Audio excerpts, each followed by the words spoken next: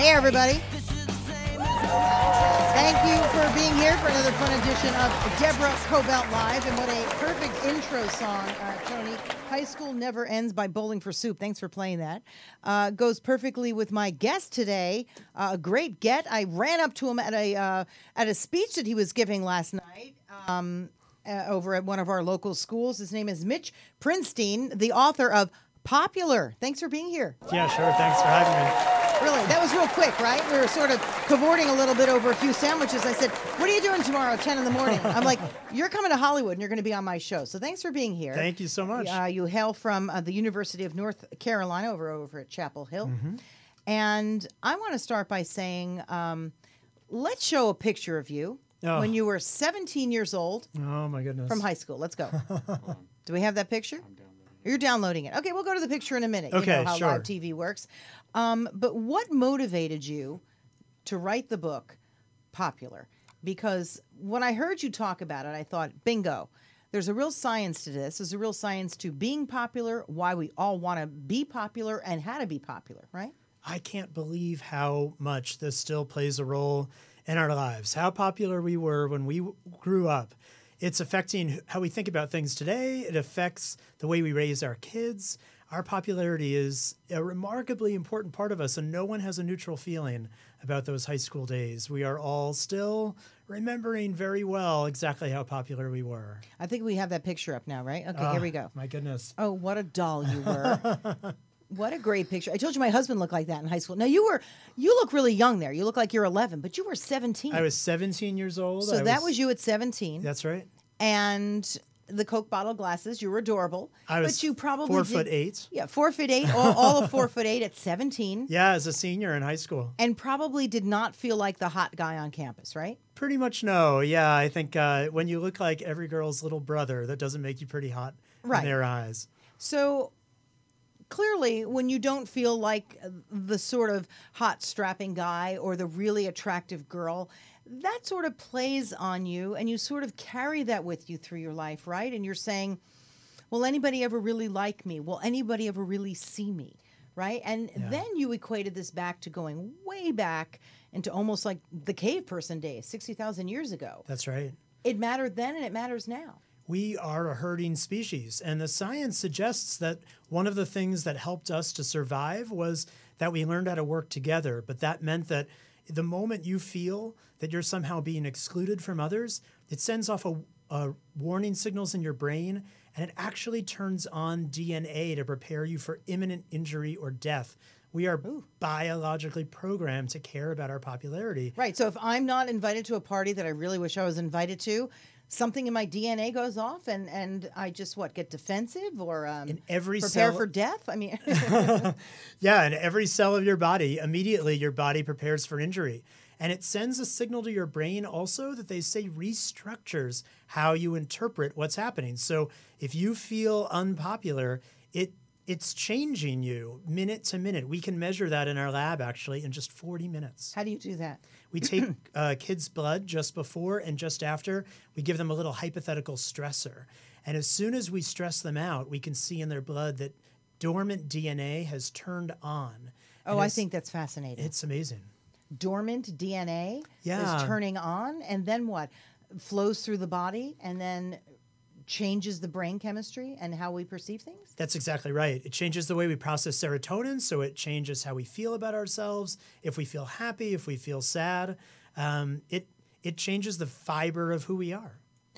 So if that's the case, and we're feeling a little less about ourselves on a particular day, and we all do, everybody, right? Everybody does. So for those people walking around like they've got it all going, they don't. So that's the first thing I always like to remind myself. It's like that girl, that guy who seems like they got it all, that's not true. So we're all in this game together, really, right? It's right. I mean, we care about what other people think of us. We might pretend that we don't, or that we're above it or beyond that, but at some level, we're programmed to still care whether people like us, think that we're cool. We don't talk about it that way as adults, but we're really sensitive to that. Well, I always like to say we're not lizards, right?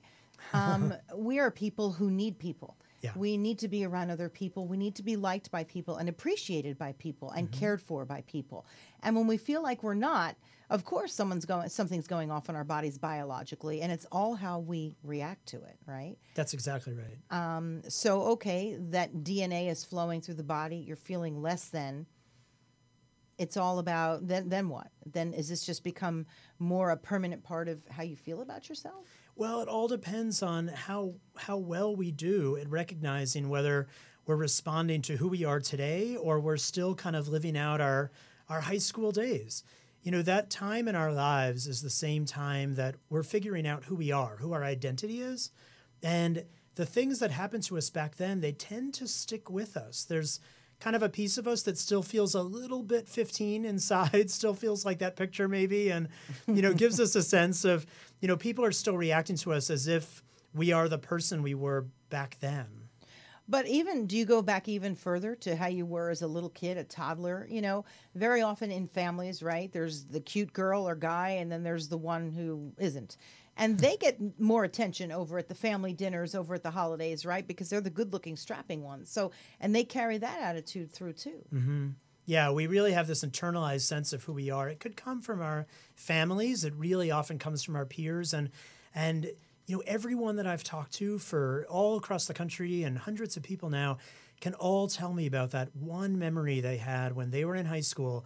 Someone said something, maybe it was good, maybe it was, you know, harmful, and it stuck with them. And today they still walk around and that echoes in their minds every once in a while. That really important memory still colors the way they see the world in front of them. So then what generally happens? A person then tries to overcome that and tries to say, hey, but look, I really am likable or popular. Like, how do you sort of work with or get rid of those feelings that you've had about yourself your whole life? Yeah, I mean, this is kind of why I wrote the book, because I think people really vary. Some say, I'm going to try and have the popularity I didn't have when I was young, and they might pursue the wrong kind of popularity, the kind that leads to bad outcomes. Some say, I'm going to make sure my kids are the highest status kids of everyone in their grade, and they try and vicariously live out through their kids' own experiences. But I see that a lot. Yeah. But some do a great job of really figuring out how to put that behind them and say, yeah, I'm going to have a natural way of seeing the world as a little bit more rejecting than it really is, but I'm going to keep in mind that that's not who I am now anymore. That's my old past echoing and haunting me, and I can let go of it finally. You know, again, because you base this on science and research and you go back thousands of years, when someone cared so much back, let's say 10,000, 20,000 years ago, about how they were perceived, how would they then modify their behavior as opposed to modern day living when we have so much being thrown at us? Well, we don't even have to go back 10,000 years. If we go back about 30 years, the way that we really made sure people liked us was to connect with them, to express that we cared about them, to really focus on developing a relationship with them. But that's not the way that we all think about popularity anymore. This is a world where you can pursue likes and followers and retweets, and you know, that's the way that some people scratch that itch, that way of feeling good about how people think about them. I've been telling friends of mine, a lot of it is a bunch of BS, right? Yeah. You can even buy your likes nowadays. I mean, likes are really not that important. What matters is, are your friends liking it? To me, at least. It doesn't matter if I have tens of thousands or millions or even 100, because what matters is if my people saw it and they liked it. But I know people who will go and buy lots of likes just so they can appear popular. That to me is just crazy, right? It's not just crazy, but it's remarkably pervasive, and it's changing the way we talk with kids about what we think is important. It's so clever that these kinds of platforms, they talk about friends, but they're not really friends, right? This is just kind of an air quote friends, and we talk about likes, but it's not even about liking somebody. It's really a clever way of making us think these are relationships, but they're often just anonymous people that we don't even meet. So in the world of selfies, and which I think is, I think I told you this when we were talking. Not long ago, I posted something on my Facebook and maybe my Instagram page of all the junk in my garage because I was cleaning it out. And I said, sometimes you have to post the ugly stuff too. Right. Because if I see, and I really mean this, one more picture of everybody at the party in the cool place. It's like, I don't care. I'm glad you're enjoying yourselves, but enough already. Yeah. You know, is there maybe going to be a little bit of a backlash because we've all felt maybe, that inner something when we're not invited to the cool place. But after a while, it happens so often, let it go. Do you know what I mean? Do you think it's now going to be a bit of a we're going to go back to what matters? I think so. You know, adolescents are starting to figure out that there's the real version of what's posted and there's this fake version of what's posted. And they actually talk about that in pretty confusing ways because they think of their real profiles as being the curated, perfect images, and what they call their fake profiles are actually them really expressing themselves. And I think that's important because most people are putting up there this picture-perfect utopian version of themselves and everyone's doing it and fooling each other to think that this is what their lives are really like. But it's not. These are special self-presentation kind of personas we're putting out there. And why? Why are people doing that? Why are we all doing that? Why do we have to post something? Like when I go on vacation, I either post of my whole family or I'll post of something that I thought was really beautiful. If I post at all, I'm starting to even get tired of posting. But in the business I'm in, I have to post. People say post. I'm like, what? What do I post today? Yeah. But you have to, in a way, if it's your business. But are we getting away from that a little bit, you think? Yeah. Post what you're looking at. Don't always post yourself. That's what I have to say. Yeah. Right? Post something beautiful other than you. It's amazing, you know, in the work that I did with the book, you find couples who will say that they spent an entire afternoon yelling and fighting at each other until they took a selfie. And with that selfie, they put out this image as if they're this perfect couple, but they actually spent the entire day fighting over where to take the selfie, which was the best selfie. It's just so remarkably fake in a lot of ways. And there is a backlash. I think that people really are starting to get tired of comparing themselves to these very phony and fake images. And I'm not saying that social media is bad. No, I got you. It's just too much. Yeah, but it's too much. What about people who have money versus people who don't? You can just create such a false illusion of the way you live your life, right? Yeah, absolutely. And what's really bad about this for adolescents is that there are some kids who seem to be going online almost just to compare themselves to others. And they forget that the way they look at that moment in the middle of the night while they're kind of scanning through Instagram, that's not what these people look like at that moment. They're looking at images that have been cropped and filtered, and maybe they've been done things to make themselves look a little bit more wealthy or privileged. And people feel bad about themselves after they spend a lot of time looking at others' profiles, especially young kids and young girls who are looking at body images on there, which can be really damaging for their self-esteem. Well, because it's 24/7. It's always been that way. I really do believe that. I mean, even just looking back at the magazines back in the day, and girls were looking through there and going, oh, man, I'm never going to look like that. And now it's always in your face at 3 a.m. If you're up, you're just looking on your phone, So it's getting worse. Well, and what's getting worse, too, is that it used to just be celebrities. You would look in a magazine or you'd look on TV and you think, okay, well, that's a special group of folks that I'm not going to be a part of. But now the world's broken down, kind of that fourth wall. Everyone can be a celebrity. Everyone can have a profile with millions of followers. So kids now think, well, if that person that I see at school every day can look like this and have all these followers, why can't I? And it's actually made things a little bit worse because everyone now feels that they are supposed to kind of have that level of status. We used to think, okay, I'm never going to have that and I'm okay with it. But now kids grow up thinking, well, why can't I be famous? Everyone deserves it. What makes a person popular? Is it their looks? Is it because they're taller, which I've read plenty of? The taller the person, the more popular or commanding they may be.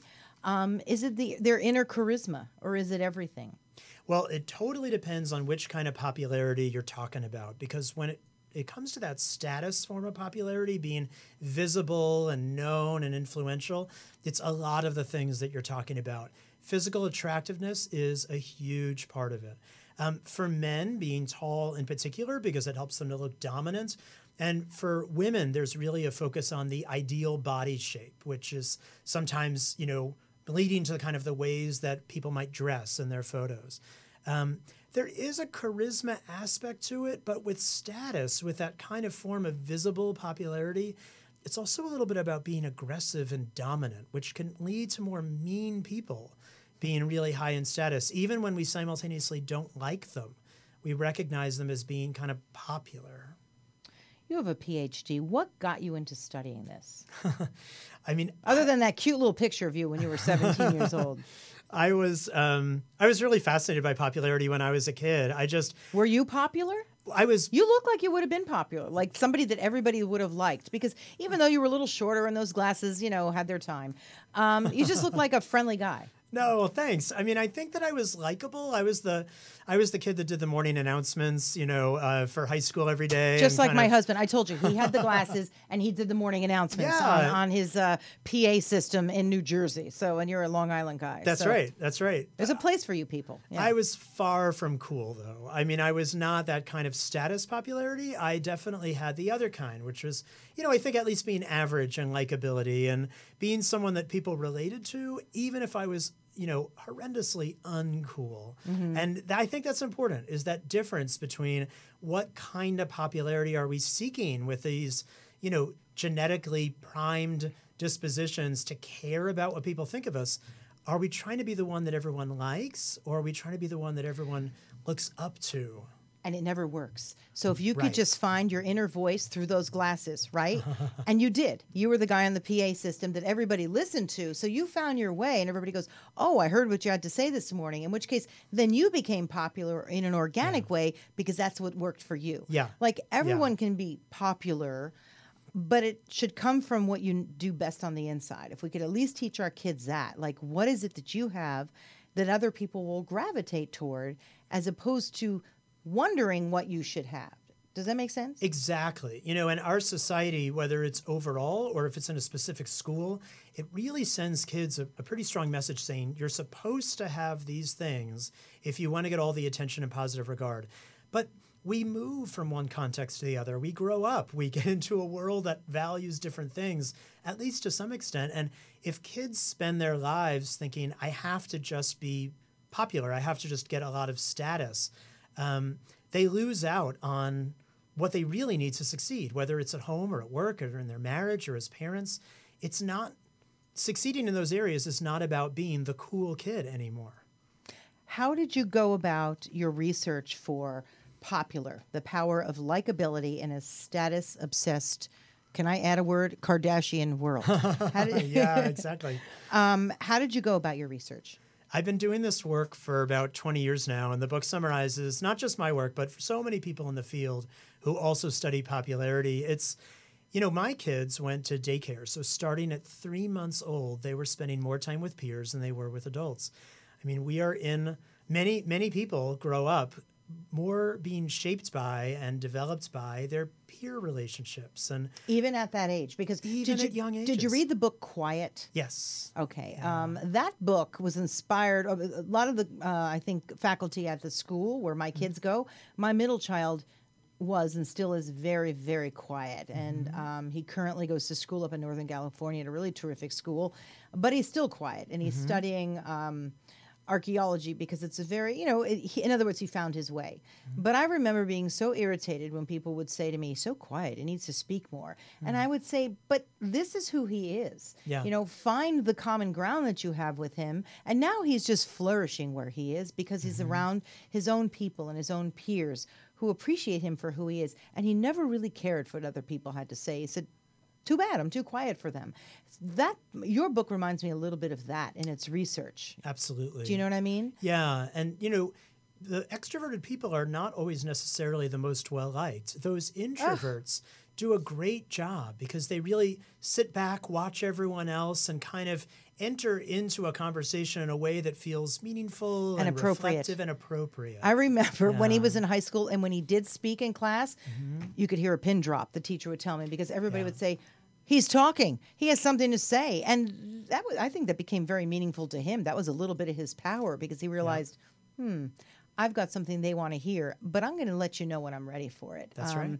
Which is interesting. I have 3 boys, and they were not necessarily interested in they're not interested in the whole selfie craze. They've never been that way. Yeah. I don't really know why, because most kids are. Is it more pervasive with boys than girls? I mean, girls than boys, the whole selfie thing? A little bit. You know, we did some research actually on asking kids to look at a grade roster of everyone and say, who are the ones who are most likely to try and solicit attention onto their profiles? And we call them digital status seekers. This is research that was done by my graduate student, Jackie Nisi. And we found that girls are much more likely to be nominated than boys as being these digital status seekers, trying to post things and get everyone to pay attention to them on their profiles. But in the long run, the gig's up, right? I mean, even their own peers start to realize, okay, you might have looked great in that picture last night, but showing up to class today, you don't even look the same. I mean, they're starting to realize that it's just also a little bit of smoke and mirrors, right? I think the pendulum is starting to go the other way now. It's starting to swing towards adolescents are getting a little bit sick of it. They have to, if they don't respond to their friend's selfie in 10 minutes, they're considered a bad friend. It's a betrayal. So they have to be on there constantly giving even disingenuous compliments to folks just to stay friends. And they're getting a little bit sick of it. They realize it's as you say, it's all smoke and mirrors. And, you know, we're hearing from adolescents more and more that when they're forced to shut off their phones, they breathe a sigh of relief. They're so excited to finally be able to relax and not have to stay constantly aware of what's happening. How did we see that? I'm just going to touch on this briefly. You think in our election last year for president? Well, you know, say what you will, whatever political spectrum side, you know, piece you're on, but I think we can all agree this is a guy who, based on the, you know, content of his tweets alone, he cares about his status, doesn't he? I mean, even if he becomes the president of the United States, he then is fixated on, was the crowd size large enough? Was the Apprentice ratings higher, you know, for Arnold Schwarzenegger versus him? And let's not forget the hand size. He is very concerned about his popularity. Some think that that's why he ran in the first place, simply to get more and more measures of status. And, you know, I think that no matter how we feel about him, I think this is a really good lesson for kids, that if you pursue status, it never ends. You will always be looking for more and more measures of status. You will constantly put your happiness in the hands of others, because only them telling you how big and important you are could ever make you happy. And in some ways, it's a pretty sad story and a pretty big cautionary tale that he's offering. Then how do you stop being the people pleaser, someone who wants to be liked? Does that just come from us internally? Or is that how we're programmed as kids, that we want to be liked by our parents, but maybe our parents are too busy to really give us the validation that we need as children? What do you think? I think it comes from us internally. I think we are a species that has to care. You know, it used to be that meant our survival if we were part of the group.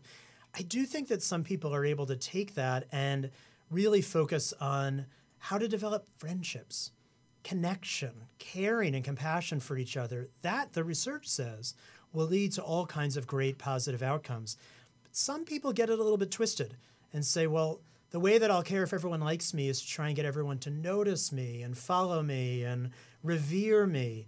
And that's where I think it goes wrong, because that kind of popularity, what I call status in the book, it's been shown to be predictive later of addictions, relationship problems, anxiety, and depression.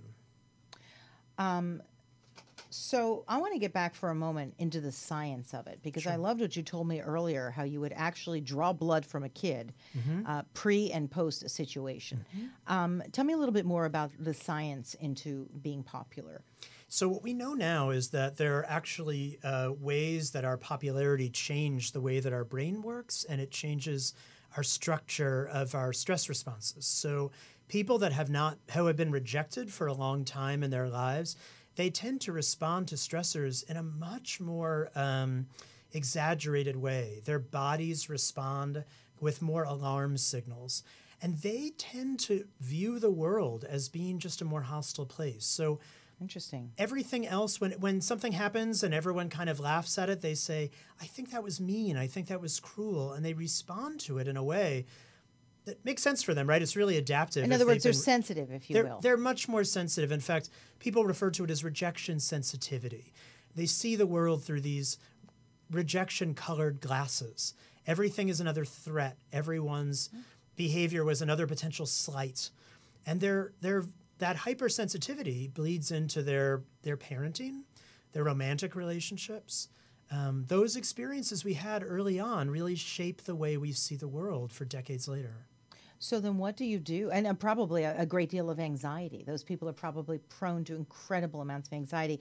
I believe that I think, just as you said, internally we come into the world as we do, perhaps a little more sensitive, a little more prone to view the world in that way. But if you want to get along in a modern society, how do you reorient your thinking so that you can change the brain chemistry a little bit? Yeah, great question. So the first step is we have to realize that what happened to us back then, it's not ancient history. It's still affecting us now. We have to just own that and face it head on. I think the second thing we have to do is realize, wait a minute, I think that I'm responding not to the information in front of me, but to something in my memory that's coloring the information in front of me. What are my biases? What are my quick judgments that I make? You know, there was a really cool study that was done where they had people wear an eye tracking device. So they were able to look at exactly what their pupils were focused on. And they showed them a video. And the video had some happy things happening in it and some sad things that happened. I've seen this, yeah. And the kids the adults who grew up with difficulties with popularity, they spent more time staring at the parts of the video where there was rejection. And the people who were more popular growing up, they spent more time looking at the happy, positive exchanges. So if you extrapolate on that, that means that if you were unpopular, you're literally in a world where you are spending more time looking at negative things. You believe that everything around you is more hostile, more rejecting. And the popular people, the people who are really well-liked, they walk around thinking everyone's happy and friendly. I mean, they live in a different world even when they're looking at the exact same thing. So what do you do to sort of reorient yourself if that's how you naturally are or how you naturally look at something? Because nobody wants to go through the world feeling down and feeling whatever. Like, what are some natural methods to do? Personally, you know what I would always say to people? Go for a walk. Go do something organic. It's like eating, right? It doesn't have to be processed. Eat something natural that you could, pick off a tree. And same with if you're not feeling well. I'm not someone who believes in pills. And go outside. Go do something organic, right? Absolutely. There's so much that you can do, and I think those are great examples. Imagine you're going to a party, and you're someone who has been rejected, and you think, oh, I don't like these parties. Everyone's going to talk to the more attractive people that are there. Go to that party and make a special note of how many conversations you do have that are positive. Don't let yourself have those self-fulfilling biases. Yeah. Make an effort of not going with your arms folded and looking down and expecting rejection, but reach out. And people invariably tell me they're surprised at how much actually the world is not as gloomy as they went in thinking it would be. Once they challenged that and they kind of took off those glasses, they see people are being friendly to them, and they come back from the party and say, I expected it to not go well, but I put myself out there, and actually the world is way different than I expected it would be. And you do that from one party to the next day at work to the next day in your relationship, and it snowballs. How do you parent in a world where maybe as a parent you feel unpopular and you don't want your kid to feel unpopular, so you're scrambling and running around to try and readjust that? Yeah. You really have to start with yourself and readjust how you. I always tell my friends, just stop. Because we're in a society, and I just say it doesn't matter what people are doing and how they're looking at it. Just step away. Isn't it? For me, I know that's number one. I got to step back. Absolutely. I mean, we can't put our own wish fulfillment on our kids. We don't want them to suddenly be the popular kid because we weren't. We want them to thrive by being likable. That's one of the two kinds of popularity, and that is a kind of popularity that's good. We don't have to have them be the most likable. The best thing is if they're average. If there's someone that has a couple of friends and people generally enjoy spending time with them and they're empathic, they care about others, they connect with others. That is all the science tells us that will lead to decades and decades of better adjustment at home, at work, and even their physical health. But if you're pushing your kids to have the most followers, to get the most dates, to be the most attractive, the best grades, the best school, the best everything, it's making everybody miserable. I don't even get it. Because whoever you are, you have to follow that path, especially when it comes to going to schools. It has to feel right for you. A really cool, popular school might feel really great for somebody else because they belong there. That's right. But it's just all a matter of how we came into the world. At least that's how I look at it. I'm not a scientist. I just, go through my gut. Yeah. But there's something to that, right? Absolutely. I mean, there's something to all of it. So give me 5 examples of if you're not feeling popular, let's say you're a teenager, what do you do to sort of work through that so that you have some inner peace? Okay, number 1. All the science tells you that if you're not popular, it's okay. You don't want the kind of popularity that most teenagers are thinking about, that status popularity. Those kids actually are learning things that will hurt them later in life, I'm so sorry to say. Number 2. Learning things like take the picture so that I look okay, but really I'm not. Yeah, and focus on how to make others feel lower so you feel higher. That kind of way of Horrible. interacting with others will really lead to problems down the road. I'm someone who's very sensitive to that, and if someone tries to put me down, I'll go home and say, why would they do that? Like, why? And I'll personally carry that around. I mean, I'm one of those people who would feel badly because I never want somebody to hurt, you know. So why? What's the point of trying to hurt somebody? And I think that's that's a second lesson for those teenagers is kind of think about the reasons why people are doing that to you and what that says about them. Bullies tend to come from backgrounds where they've been exposed to a lot more aggression in their lives.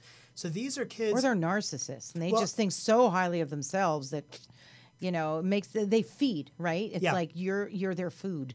And the more they can consume you, the better they feel, right? That's right. They feel higher up by stepping on other people. It is unfortunate for them. I mean, I don't mean to suggest we should be sympathizing with all the bullies, but it really is, in a way, a sign of their difficulties. And difficulties not just that they had in their past, but problems that they're going to definitely have in the future if they continue to kind of think about aggression as being the way to interact with other people. Yeah, so remember that. You don't want to be their lunch. Right. Essentially, you really don't. So, okay. When someone bullies us, it tells us more about them than it often is about something that we did that's wrong. And I think that's a second lesson for those kids that are having a hard time is to really focus on, don't take it internally. Don't take it personally. It's much more often that what someone's doing to you is saying that it's their way of feeling insecure. So I think that's important. I would say a really important thing also for teenagers to remember is find a couple of friends offline. And they might be online friends, but have interactions with them. Okay. Right. Interactions, real interactions. Real interactions. Real kind of interactions. Face Talk to face, them. Right. voice to voice, not electronically mediated. You can do that on social media, but use the private messaging feature. Talk with them about something real. Don't just say what you think will get them to retweet what you said. Have a real human interaction with them. That everything suggests will lead to so many great positive outcomes in the future. And what about the whole selfie thing? I think of social media the way that we think of anything else that predicts bad outcomes. We can't avoid kids engaging in we can't, take them away from this. Think about kids' exposure to alcohol. They're going to be in a place where there's alcohol. We know that it's not safe for them to do. We really hope that kids are safe and they engage in that with moderation. I'd say the same thing for social media. If they get sucked into the addictive, status-seeking qualities of it, it will be bad for them. But they're going to be exposed to it no matter what. It can be a little bit fun. Go ahead and do it in a moderated way, and don't get sucked into the traps that are really built in there, which get you to care more about disingenuous, anonymous likes than developing true connections. Just try it. Just try the true connection for one day or even one lunch period and see if it feels better as opposed to looking down like this, right? What's the one major takeaway, because we're going to have to let you go, of your book, Popular? What's the big takeaway if you're a parent and the big takeaway if you're a teen reading this? Well, the research clearly shows that there are 2 very different kinds of popularity. One leads to a lifetime of success, and that's likability. One leads to many problems, which is failure. We as humans are instinctually built to care about popularity. My message for parents and for kids is make sure that you're focusing those instincts on the right kind of popularity. Right, the one that comes from in here. Mm-hmm. And if you exude it, people will like you, right? Because you're not trying to be somebody else. Exactly. That's what I took away from this. I really did. Aside from the incredible amount of research and science behind it, which is why this book I found to be very different. And you're also a terrific speaker. Oh, thank you. You had me engaged the whole time. Thank you so much. So I really appreciate your coming on. I really, sure. really do. So where can we find your book, Popular? Obviously, pretty much anywhere. It's available at all retailers. Yeah, I appreciate your being here, and we'll have you back on again. Thank you so much. Thank you for being here. I And appreciate thanks it. for being here for a terrific edition of the popular Deborah Kobylt Live, and we'll see you again next time.